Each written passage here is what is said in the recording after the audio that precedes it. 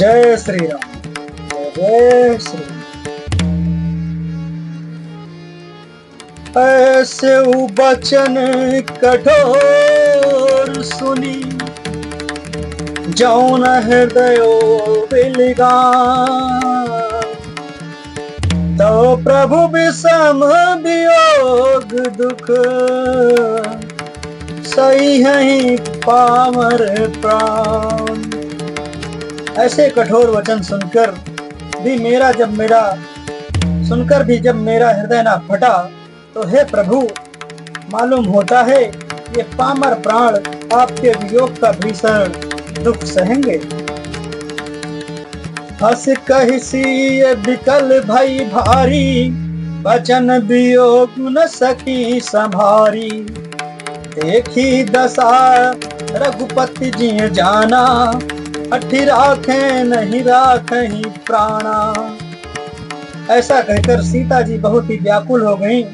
वे वचन के वियोग को भी ना संभाल सकी, अर्थात शरीर से वियोग की बात तो अलग रही, वचन से भी वियोग की बात सुनकर वे अत्यंत विकल हो गईं।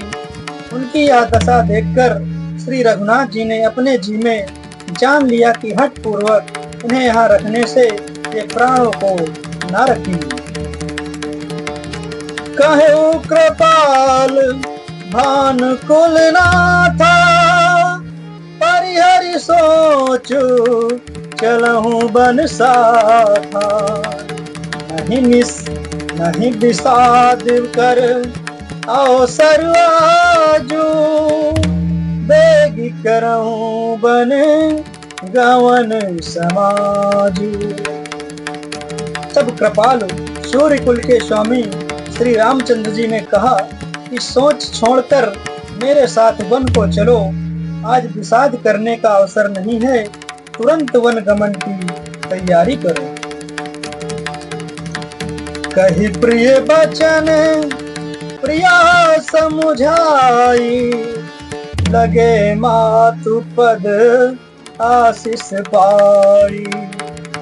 तेगी प्रजा दुख में टब आई, जननी मिठुर बिसरी जन जाई। श्री रामचंद्र जी ने प्रिय वचन कहकर प्रियतमा सीता जी को समझाया, फिर माता के पैरों लगकर आशीर्वाद प्राप्त किया। माता ने कहा, बेटा जल्दी लौटकर प्रजा के दुख को मिटाना, और यह निठुर माता तुम्हें भूल न जाए।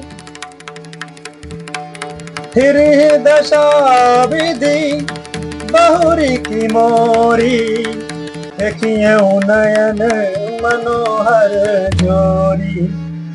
सुदिन सुघरी तात कब हुई है, जननी जियत बदन विध जई है।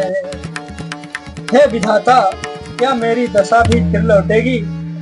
क्या अपने नेत्रों से मैं इस मनोहर जोड़ी को फिर देख पाऊंगी? हे पुत्र, यह सुंदर दिन और शुभ घड़ी कब होगी, जब तुम्हारी जननी जीते जी तुम्हारा चांद सा मुखड़ा फिर देखेंगी। बहुरी बाछ कहीं लाल कही, रघुपति रघुबर तात। कबहि बोलाई लगाई हरस निरखियों गात। हे तात, वत्स कहकर, लाल कहकर, रघुपति कहकर, रघुवर कहकर मैं फिर कब तुम्हें बुलाकर हृदय से लगाऊंगी और हर्षित होकर तुम्हारे अंगों को देखूंगी। लख स्नेह तातरी महतारी, बचन न आओ विकल भई भारी। राम प्रबोधु इन विधि नाना, क्षमो शने होना जाई बखाना। यह देखकर कि माता स्नेह के मारे अधीर हो गई हैं और इतनी अधिक व्याकुल हैं कि मुंह से वचन नहीं निकलता, श्री रामचंद्र जी ने अनेक प्रकार से उन्हें समझाया। वह समय और स्नेह वर्णन नहीं किया जा सकता। तब जानकी सासु पगलागी, सुनिए माए मैं परम अभागी। सेवा समय दय बनु दीना, मोर मनोरथ सफल न कीना। तब जानकी जी सास सास के पांव लागी और बोली, हे माता सुनिए, मैं बड़ी ही अभागिनी हूँ। आपकी सेवा करने के समय देव ने मुझे वनवास दे दिया, मेरा मनोरथ सफल न किया। तजब छो भुजनी छाड़िए छोहू, करम कठिन कछु दोष नमो। सुन सिय बचन साधु अकुलानी, दशा कवन विधि कहो बखानी। आप क्षोभ का त्याग कर दें, परंतु कृपा न छोड़िएगा। कर्म की गति कठिन है, मुझे भी कुछ दोष नहीं है।